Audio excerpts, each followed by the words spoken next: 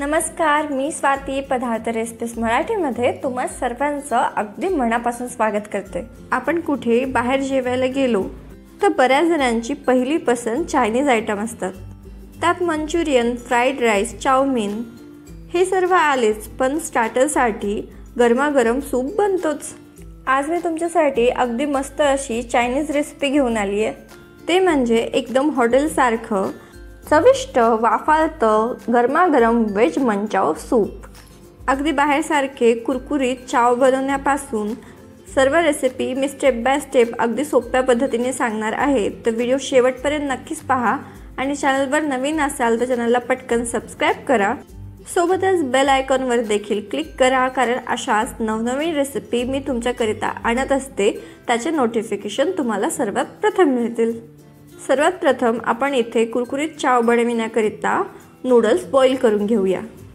Noodles boil करण्यासाठी इथे मी 4 वाटी पाणी गरम करत ठेवलंय। यात चवीनुसार मीठ घालूया, त्याचबरोबर आपण थोडंसं तेल देखील यामध्ये घालू, जेणेकरून आपले नूडल्स एकमेकांना चिटकणार नाहीत।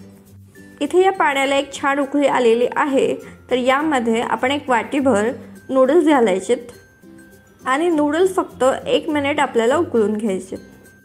हे नूडल्स पाण्यामध्ये हलकेसे मिक्स करून घेऊ आणि आपल्या या नूडल्सला एक उकळी आली की गॅस बंद करून हे नूडल्स आपण असेच 5 मिनिटांकरता झाकून ठेवू। 5 मिनिटांनंतर आपण झाकण काढलंय आणि तुम्ही बघू शकता आपले हे नूडल्स अगदी व्यवस्थित असे बॉईल होतात, अजिबात चिकट होत नाहीत आणि बरोबर शिजतात। आता हे नूडल्स एका गाळणीवरती काढून त्यामधील एक्स्ट्राचं पाणी आपण निथळून घेऊ आणि सोबतच नूडल्स हे लवकर थंड व्हावे याकरिता आपण थोडंसं थंड पाणी देखील यावरती घालूया। 20 ते 25 मिनिटे हे नूडल्स आपल्याला व्यवस्थित असे थंड करून घ्यायचेत। इथे हे आपले नूडल्स व्यवस्थित असे थंड झालेले आहेत, तुम्ही पाहू शकता। आता एका प्लेटवरती आपण याला काढून घेऊया। आता आपल्याला हे नूडल्स तळायचेत। नूडल्स छान कुरकुरीत व्हावे याकरिता 1 चमचाभर कॉर्नफ्लॉवर यामध्ये घालायचे। कॉर्नफ्लॉवर हाताने व्यवस्थित असं नूडल्समध्ये आपण मिक्स करून घेऊ। नूडल्स तळण्याकरिता इथे मी एका कढईमध्ये तेल तापवत ठेवलेलं आहे। आपल्याला तेल छान कडकडीत असं गरम हवंय। तेलामध्ये नूडल्स टाकले असता ते लागलीच वर यायला हवे। इथे आपलं तेल छान पद्धतीने तापलेलं आहे, तर आपल्याला गॅस मोठा करूनच यामध्ये आपण कॉर्नफ्लॉवरमध्ये कोट केलेले नूडल्स टाकून घ्यायचेत। मोठ्या आचेवरतीच हे नूडल्स आपल्याला तळून घ्यायचेत। नूडल्सवरचे बबल्स थोडे कमी व्हायला लागले की आपण गॅस मध्यम करून त्याला खरपूस असं तळून घेऊ। 3 ते 4 मिनिटे लागतात आणि 3 ते 4 मिनिटांमध्ये आपले हे नूडल्स अतिशय खरपूस असे तळून होतात। आता आपण हे नूडल्स काढून घेऊया आणि याच पद्धतीने इतर देखील नूडल्स आपण तळून घेऊ। इथे हे आपले नूडल्स छान तळून झालेले आहेत, तुम्ही पाहू शकता। हे नूडल्स अगदी बाहेरच्या सारखे अगदी कुरकुरीत आणि क्रिस्पी होतात। चाव तयार आहेत, तर आता आपण सूप बनवायला घेऊया। चला तर मग सूप बनविण्याकरिता इथे मी काही भाज्या घेतलेल्या आहेत। भाज्यामध्ये बारीक कापलेले बीन्स, गाजर, शिमला मिरची, कांद्याची पात आणि पत्तागोबी मी घेतलेली आहे। प्रत्येकी मी पाव वाटी भाजी घेतलेली आहे। भाज्या तुम्ही आवडीप्रमाणे घेऊ शकता।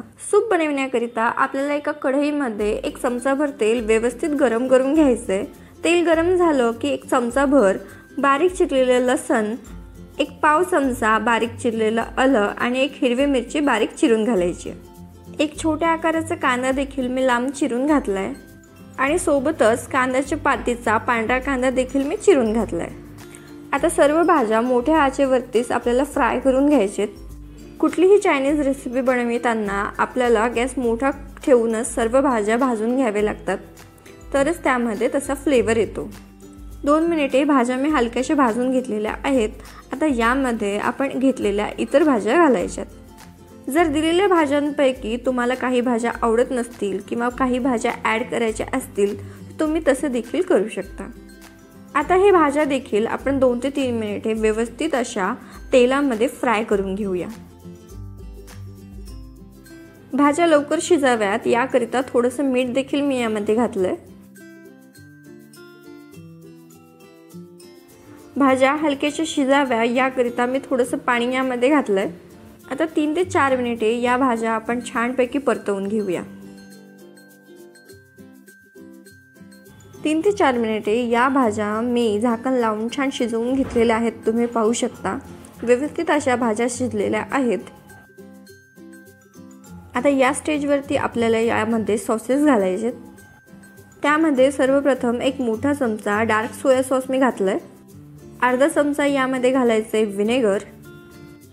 सोबतच 1 चमचा मी घालणार आहे रेड चिली सॉस. तुम्हाला सूप कितपत तिखट हवंय त्यानुसार तुम्ही चिली सॉस कमी जास्त करू शकता.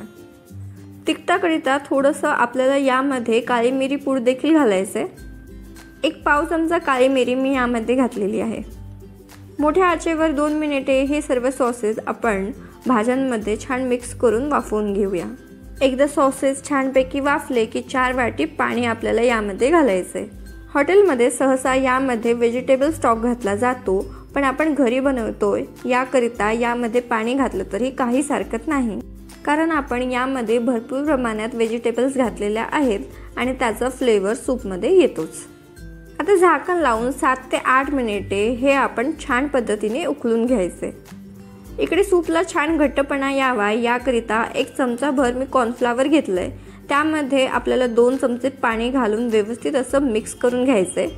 छान गुठळ्या विरहित असं मी मिक्स करून घेतलेलं आहे. इकडे 5 ते 6 मिनिटे मी सूप देखील व्यवस्थित असं उकळून घेतलंय.